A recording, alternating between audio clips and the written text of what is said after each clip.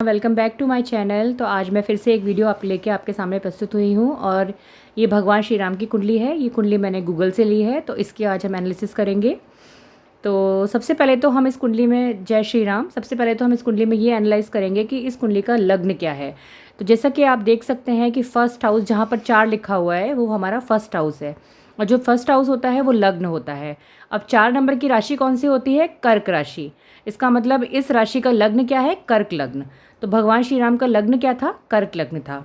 अब हमें देखना है कि हमारा जो ये कर्क लग्न है, इस कर्क लग्न में जो जितने भी प्लैनेट्स बैठे हुए हैं इस कुंडली में, वो उच्च के हैं, नीच के हैं, और क्या प्रभाव है उनका। तो सबसे पहले तो अब हम ये देखेंगे कि जो लग्न है हमारा, जहाँ 4 लिखा हुआ है, फर्स्ट हाउस है, इसमें चंद्र बैठा हुआ है। तो चंद्र जो होता है, चंद्रमा जो होता है, वो 4 नंबर की राशि में उच्च का होता है। ठीक है, तो इस कुंडली में जो चंद्रमा है वो उच्च का है। साथ ही चंद्रमा जो बैठा है वो गुरु के साथ बैठा हुआ है, गुरु बैठे हुए हैं, और गुरु जो होते हैं वो भी कर्क राशि में उच्च के होते हैं। तो 4 नंबर की राशि कौन सी है? कर्क राशि।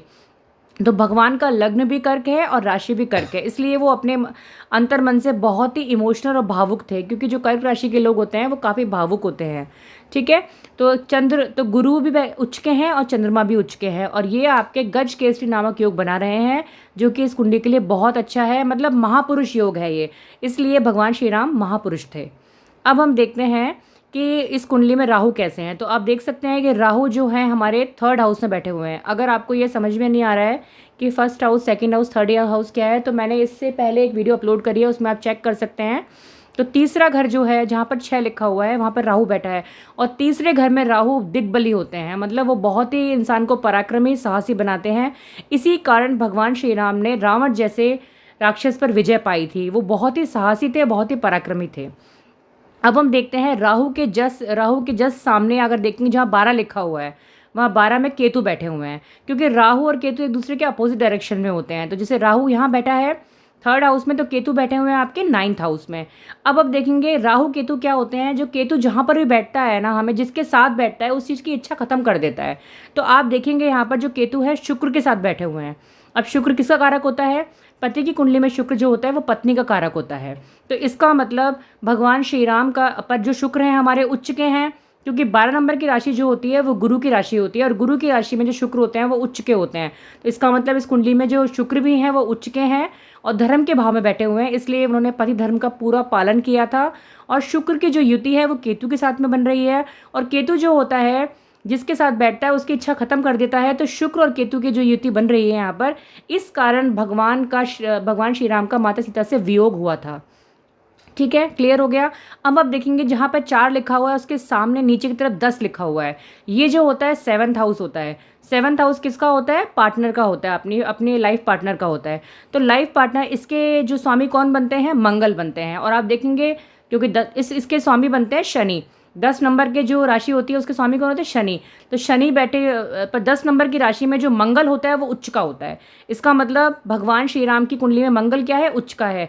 पर क्योंकि मंगल आपका 7वें घर में बैठा हुआ है, तो भगवान श्री राम मांगलिक थे और मंगल उच्च का था। तो अगर कुंडली में मंगल उच्च का होता है और मांगलिक हैं वो, तो इसलिए उनकी मैरिड लाइफ में प्रॉब्लम्स थी।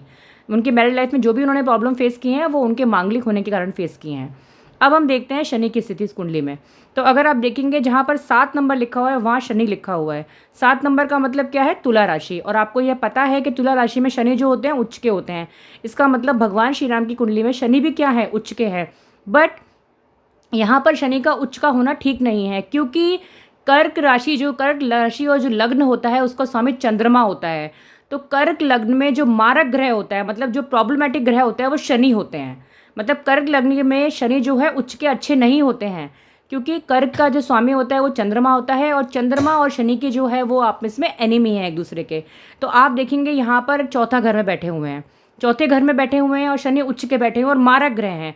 इसका मतलब उनका हमेशा 4था घर जो होता है वो हमारी माता के सुख का होता है। तो आप देखेंगे माता के सुख में हमेशा कमी रही है, माता से वैचारिक मतभेद हमेशा भगवान श्री राम के रहे हैं।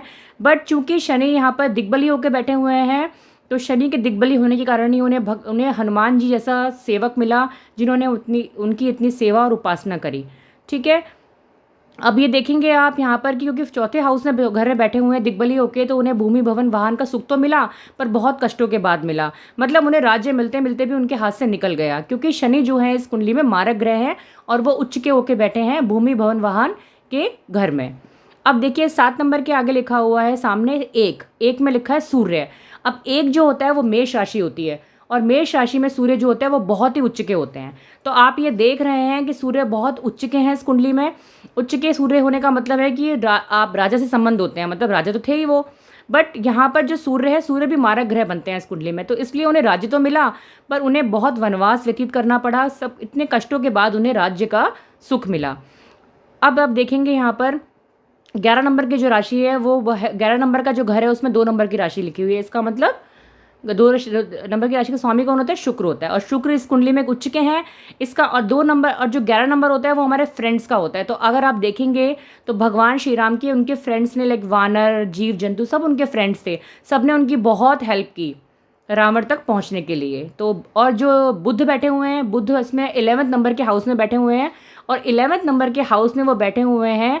11 नंबर के हाउस का मतलब 11 नंबर, और 11 नंबर किसका होता है? शनि का होता है। इसका मतलब शनि के घर में बैठे हैं, और बुध की और शनि की फ्रेंडशिप है, तो बुध भी इस कुंडली में अच्छे हैं।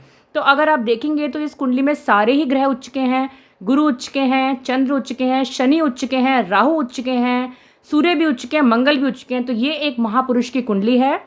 बट इस कुंडली में सिर्फ एक प्रॉब्लम यही है कि उनका सीता माता से वियोग क्यों हुआ, उन्हें इन सब चीज़ों को इसलिए त्याग दिया, पिता का राज्य क्यों त्याग दिया, क्योंकि शुक्र जो बैठा है वो केतु के साथ बैठा है, और जो 9th घर होता है वो पिता का घर भी होता है। मतलब उन्होंने अपने पिता की बात मान के अपना सब कुछ उन्होंने छोड़ दिया।